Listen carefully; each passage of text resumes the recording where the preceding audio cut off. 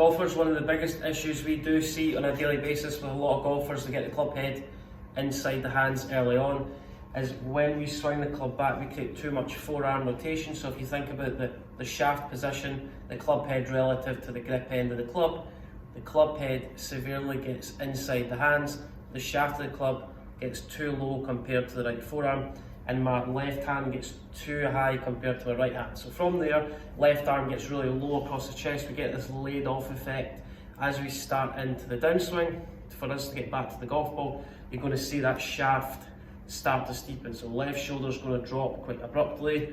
The shaft is going to get really steep, so the club head is going to get significantly above the hands in order to try and get that club head to the golf ball. Then you'll see a series of compensations where we hang back at impact, club head hits the ground before impact in an attempt to shallow out your downswing. So if you're this golfer, think about the position of your right hand.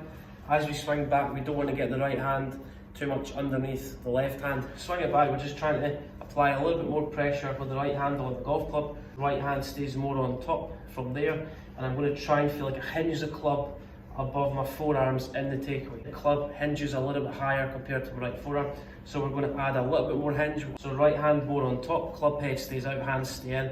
I'm going to try and hinge that club up a little bit higher than the forearms in the backswing. Get to the top of the backswing, we're going to try and keep a little bit more width in the right arm as we get to the top of the backswing. So the wider we go at the top of the backswing, the angle is going to start to narrow coming into the downswing, and it's going to help us create this leaning the shaft that everyone wants to achieve. The problem stems from the inside takeaway, too much forearm rotation, so your left elbow works up towards the sky too early. Two things you're going to try and recreate that's going to eradicate what you're doing. Keep your left elbow facing the ground a little bit longer in the takeaway, so left elbow pointed down towards ground, left arm's parallel to the ground. So left elbow down, I'm going to feel like I apply a little bit more pressure on my right hand on my left hand. I'm going to allow the club to hinge a little bit higher than my forearms. Swing the club back, left elbow down.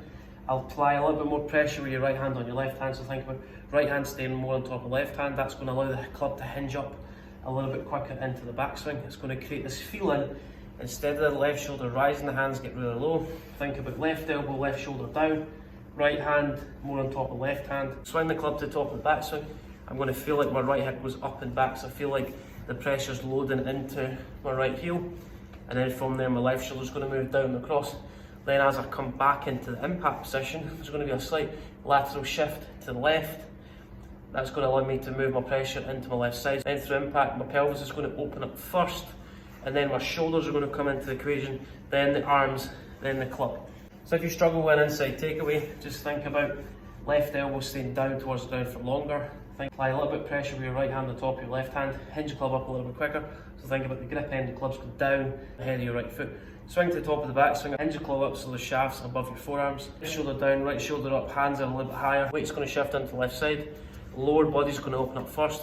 And as we come into impact, weight into your left side, get the lower body out of the way first.